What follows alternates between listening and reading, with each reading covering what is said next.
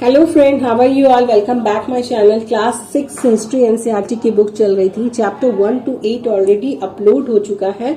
Please go and check. Chapter 9 हम लोग continue कर रहे थे और लास्ट क्लास में हमने चैप्टर 9 पे ट्रेड एंड ट्रेडर्स के बारे में पढ़ा था और एक पोएम के बारे में पढ़ा था जो ट्रेड के रिलेटेड था और लास्टली किंगडम्स के बारे में पढ़ा था हमने जो अलोंग द कोस्ट की किंगडम के बारे में हमने पढ़ा था। सो आज का टॉपिक है हमारा है the story of the silk root. So start करते हैं।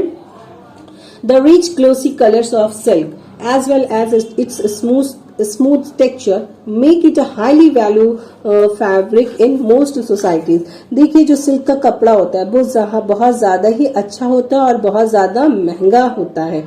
जिस तरीके का सिल्क के कपड़े का कलर होता है और साथ में उसमें जो स्मूथ टेक्सचर होता है उसे बहुत ज्यादा वैल्यू फैब्रिक बनाता है बहुत सारी सोसाइटीज में। So making silk is a complicated process. और सिल्क को बनाना एक इजली काम नहीं है, बहुत ज्यादा कॉम्प्लिकेटेड प्रोसेस है। Raw silk has to be extracted from the cocoons of silk worm. और जो रॉ सिल्क होता है उसे कहाँ से लिया जाता है? कोकून से लिया जाता है सिल्क वर्म के। Spun into thread and then woven into clothes. उसे फिर धागे में बदला जाता है, फिर उस धागे को क्या किया जाता है? कपड़े में बदला जाता है। Techniques of making silk were first invented in China around 7000 years ago। जो इस सिल्क के कपड़े के बनाने का टेक्निक था उसको सबसे पहले चाइना में इन्वेंट किया गया था 7000 साल पहले, लगभग 5000 BC की बात कर रहे हैं friend. While the method remain a closely guarded secret for 1000 years। जब वो लोग ये टेक्निक चाइना वालों ने सीख ली थी ना तो क्या की थी उन लोगों ने इसे सीक्रेट रखा था 1000 सालों तक। कुछ पीपल्स जो थे, some people from China who went to distant land on foot. कुछ लोग जो पैदल चलते थे, जाते थे, निकलते थे, पहुंचते थे हॉर्स बैक के थ्रू या कैमल के थ्रू, तो वो क्या करते थे? सिल्क को कैरी करते थे। The path they follow came to be known as the silk route. और वो जिस तरीके के रास्ते को फॉलो करते थे वो रास्ता सिल्क रूट के नाम से जाने लगा। Sometimes Chinese rulers sent gift of silk to rulers in Iran and West Asia. कभी कभी क्या होता था, चाइनीज के जो रूलर्स होते थे वो क्या करते थे? सिल्क की गिफ्ट भेजा करते थे ईरान के रूलर्स को और वेस्ट एशिया के रूलर्स को। The knowledge of silk spread further west. So इस तरीके से वेस्ट की साइड में सिल्क का नॉलेज स्प्रेड हो गया। About 2000 years ago wearing silk become the fashion amongst ruler and rich people in Rome. 2000 साल पहले क्या हुआ? सिल्क के कपड़े पहनने का फैशन चल पड़ा, ठीक है। और ये रोम के जो रिच पीपल होते थे, रूलर्स होते थे, वो इस तरीके के कपड़े को पहना करते थे। ये बहुत ज्यादा एक्सपेंसिव होता था and it had to be brought all way from China. और इसे चाइना से खरीदा जाता था along dangerous roads through mountains and desert. और वो कहाँ से आता था? खतरनाक सड़कों से, माउंटेन्स या डिजर्ट के through. People living along the route often demanded payments for allowing traders to pass through. और जो लोग इस तरीके के रूट के रास्ते में रहते थे उन्हें पेमेंट्स देना डिमांड करते थे ताकि वो इन्हें आगे और पास करें थ्रू आगे बढ़ने इन ट्रेडर्स को। सो वो अपना डिमांड रखते थे, ठीक है। Look at map 6 page number 76 and 77। आप मैप 6 पेज नंबर 76 और 77 ओपन करो, देखो वहां पे मैप 6 है which show the silk route at it branches. So आप ये ओपन करके देख लो, ओके, जिसमें सिल्क रूट के मतलब चाइना का जो है वो बताया गया, okay. Some king try to control large portions of the route. और कुछ राजा जो होते थे ना वो इसी का सबसे लार्ज पोर्शंस को, रूट का रास्ते को कंट्रोल करना चाहते थे। This was because they could benefit from taxes. वो इसलिए क्या करना चाहते थे क्योंकि उन्हें टैक्सेस का फायदा होता, ट्रिब्यूट्स का और गिफ्ट का भी फायदा होता जो ट्रेडर्स ट्रैवलिंग करने के दरमियान लेकर के आते थे। In return they often protected the traders who passes through their kingdom. और वापस इनके फेवर में वो क्या करते? वो ट्रेडर्स को प्रोटेक्ट करते और वो उन्हें किंगडम्स के में पास होने की इजाजत देते और उन्हें अटैक बाय रॉबरी, चोरी डकैती से भी सेव करते, उन्हें प्रोटेक्शन देते। The best known of the rulers who control the silk route were the Kushanas. जो इन रूलर्स में से जो सभी बहुत अच्छा रूलर सामने आया जिसने सिल्क रूट को कंट्रोल किया था उसमें उस रूलर्स का नाम है खुशानास, जिसने central Asia, north east India में रूल किया था 2000 साल पहले। उसका 2 मेजर सेंटर्स होता था, पेशवार और Mathura. Taxila was also included in their kingdom, उसके किंगडम में तक्षशिला भी इंक्लूडेड था। ड्यूरिंग देयर रूल, उसके रूल के वक्त में a branch of the silk route extended from central Asia down to the sea ports at the mouth of the river Indus. क्या हुआ था, जो सिल्क रूट का रास्ता था वो एक्सटेंडेड हो गया था और वो सेंट्रल एशिया से लेकर के सी पोर्ट इंडस के रिवर के माउथ तक पहुंच चुका था। From where silk was ship westward to the Roman empire, और यहाँ से क्या होता था, सिल्क को शिप किया जाता था, वेस्टवर्ड से रोमन एम्पायर तक पहुंचाया जाता था। The Kushanas were amongst the earliest rulers of the subcontinent to issue gold coins. Kushanas जो था सबसे इस सब कॉन्टिनेंट में सबसे पहला रूलर्स था जिसने क्या किया था, गोल्ड कॉइन को इशू किया था। गोल्ड कॉइन को इशू करना कोई आम बात नहीं है। जिस राजा के पास बहुत ज्यादा वेल्थ होगी, दौलत होगी, वही कॉइन को यूज करेगा इस वक्त में। इसलिए लिखा गया कि ये सबसे पहले अर्लीस्ट रूलर्स था, क्योंकि हमने इससे पहले जितने भी रूलर्स के बारे में पढ़ा था उन्होंने गोल्ड कॉइन्स का यूज नहीं किया था। So this were used by traders along the Silk Route, और ये यूज किया जाता था जो ट्रेडर्स के जरिए जो सिल्क रूट्स को यूज करते थे। Why do you think it would have been difficult to use cart along the Silk Route? आप क्यों सोचते हो कि कार्ट को यूज करना सिल्क रूट पर बहुत ज्यादा डिफिकल्ट था? ये आप थिंक करो। Silk was also sent from China by sea, और जो सिल्क था वो चाइना के से सी के जरिए भी सेंड किया जाता था। Trace the route on map 6, आपको क्या करना, ट्रेस करना है मैप 6 में जो रूट दिया गया है, page number 76 and 77। What do you think will have been the advantage and problems in transporting silk by sea?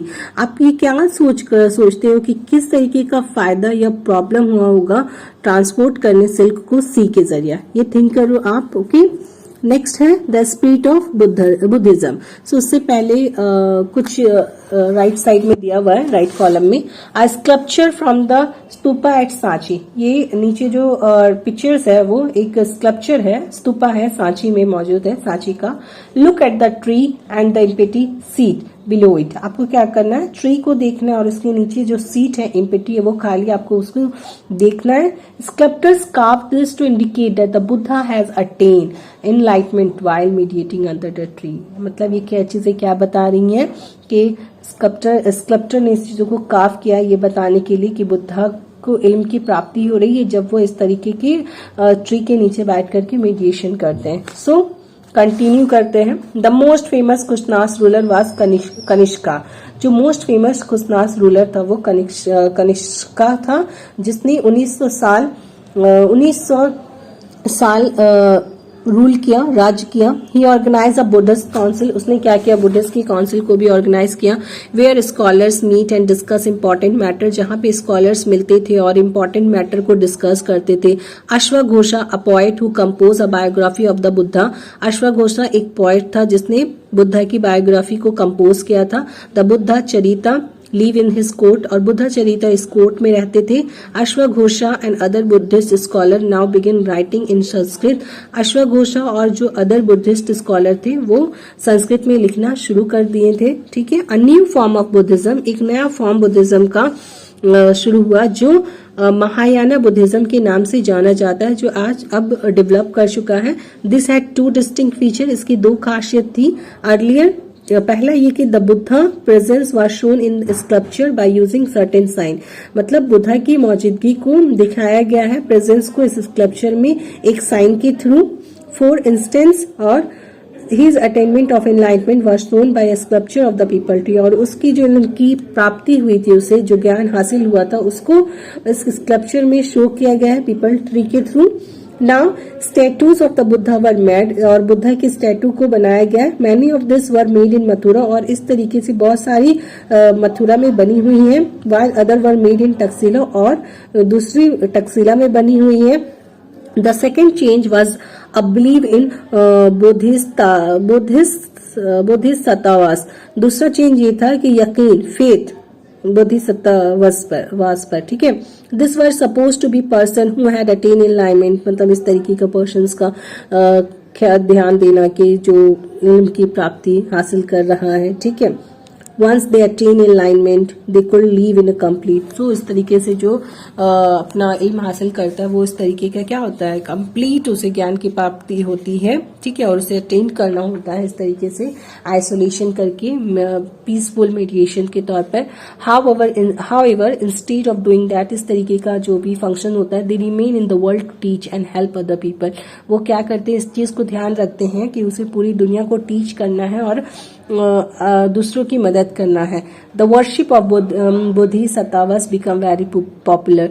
सो ये जो वर्शिप था बोधिसत्त्वास की, वो बहुत ज्यादा पॉपुलर हुई, ठीक है, और स्प्रेड कर गई थी सेंट्रल एशिया, चाइना और बाद में कोरिया और जापान में भी ये स्प्रेड कर गई थी।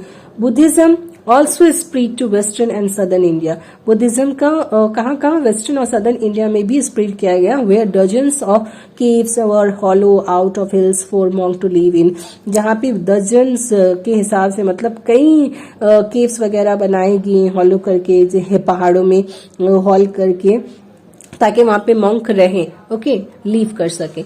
सम of this caves were made on the orders of kings and queen. और कुछ केव्स जो थे बनाए गए थे राजा या रानी के ऑर्डर्स पर। अदर्स मर्चेंट्स और फार्मर्स के जरिए भी बनाए गए थे। This were often located near passes through the Western Ghat. और ये कहाँ मौजूद है, वेस्टर्न घाट का जो पासेस होता है वहां पर ये प्रेजेंट है, मौजूद है, ठीक है, लोकेटेड था।